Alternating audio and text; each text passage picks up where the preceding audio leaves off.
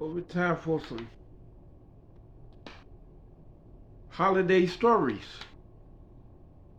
Christmas stories. I don't have not one good one. And look like I catch colds. Let me take my medicine.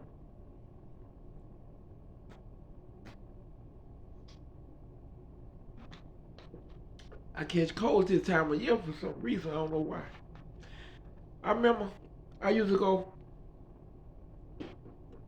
never catch colds. I think I caught my first. Well, I was catching them a little bit when I was a little boy, you know. But after I got 18, I went from all my 20s, all my 30s,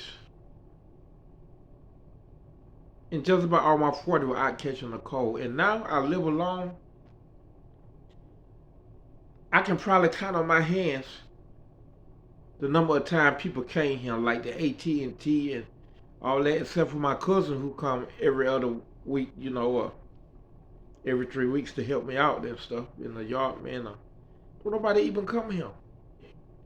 And I wonder, man, I'm still catching colds. It's crazy, man. But anyway, I want to go over some Christmas stories what I remember. And somewhat a little spiritual to one. And I'm going to say that one for last. But me and my brother Cedric never got anything for Christmas. Our two best friends, well, three best friends. Ernest Moore, which is AKA Boot, uh, Gary, and Pookie Neal, Cedric and me, and also Virgil Ramson and Jester. I don't even know Jester last name, but he was my best friend. None of us never got nothing for Christmas the whole while we were growing up. We met in Pampers. And we used to see all the other kids playing with their toys and playing with their bicycle or their skateboard. And we used to try to fight them, you know, or beat them up. Because we were mad because their parent brought them toys. Now, my parents were weird. Well, my daddy ain't gonna buy nobody nothing. Period. Holidays and birthdays don't even exist to this man. You know, I don't know what he do with his little side woman. He probably buy them, but as far as the family, he ain't finna. That man ain't finna even look at you, man. Not even my mama. He ain't even finna even look at my mama like buying a Christmas present or nothing, you know. But my mama used to buy presents and take me and my brother shopping with her, and we used to see her buying toys, putting them in the bucket, and buying toys, and me and Cedric in a bike giving each other high five because we think it's our toys, but no, it for her sister children and the Marshall. My sister-in-law Panky sister Joanne children. My mama will buy presents for. So me and Cedric is extra mad. We go around, you know, we just go around town trying to spoil children Christmas. Me, him, Gary, Pookie, Justin, and Gary. And Virgil, you know, and Tabaro. That happened our whole life. And I remember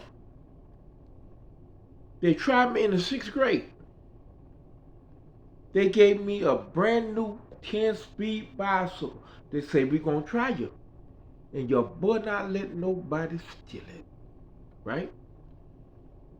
I got the bicycle. I'm riding all around town. I'm happy. I feel like a regular kid now. Look, I got presents just like y'all.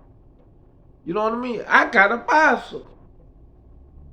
I parked the bicycle in back of the kitchen. The way our house was made, you know, it had two parts, a den, and then you meet halfway, the kitchen. I put the bicycle there. Ain't supposed to be safe. I went in 1 minute to get a soda. I come out, my bicycle gone.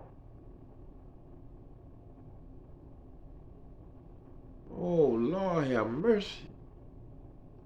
What I'm going to do? They're going to know it gone. Because I keep it in the living room. Well, I wasn't even able to keep it in the living room. It was stolen on Christmas Day, but that way I was going to keep it. And then Ernest Moe, a.k.a. Boot, come across the street. He said, hey, man, Johnny Ray stole your bicycle, man. I was looking at it. I seen everything, man. I said, Johnny Ray? Man, Johnny Ray, soon as you went in that kitchen, Johnny Ray was in back of you stalking you, man, with another bicycle.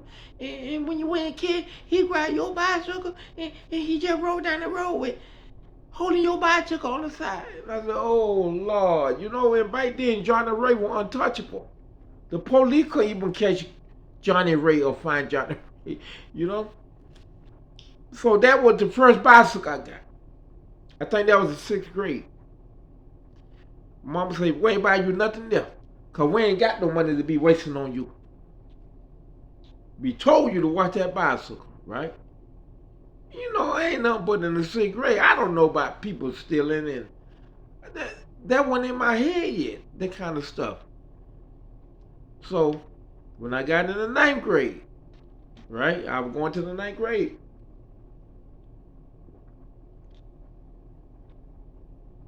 My mama say, I'm going to try you again. This time, she brought me a 13 speed. Everybody else had 10 speeds, but I got a 13 speed. And I was enjoying my bicycle. I was all over town. Me and my boys, we riding our bicycle. I feel like one of the boys now. You get what I'm saying? A car pulled out of nowhere. Ran the red light. The car hit me. I flew like 600. I don't know what it was. It was a long way. It was like 13 car lengths on Avenue D.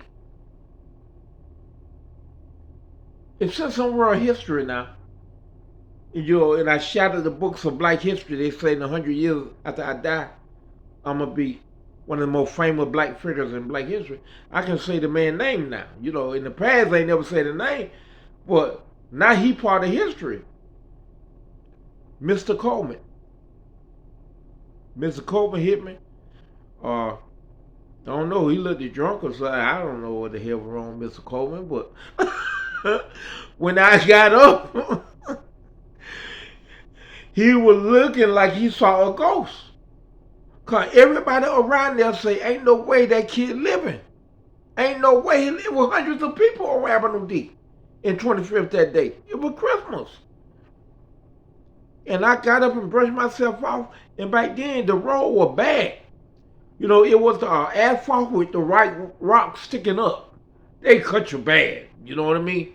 And I slid it on the rock by the 100, 200 yards. I just know I would chop the pieces, and I got up and had to stretch.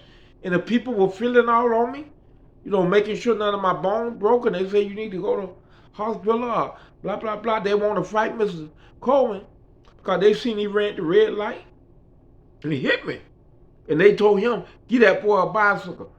Go get that boy a bicycle. Mr. Coleman panicked and took off. I ain't never was mad at Mr. Coleman. Me and his son were best friends. We ran track together, Darren Coleman.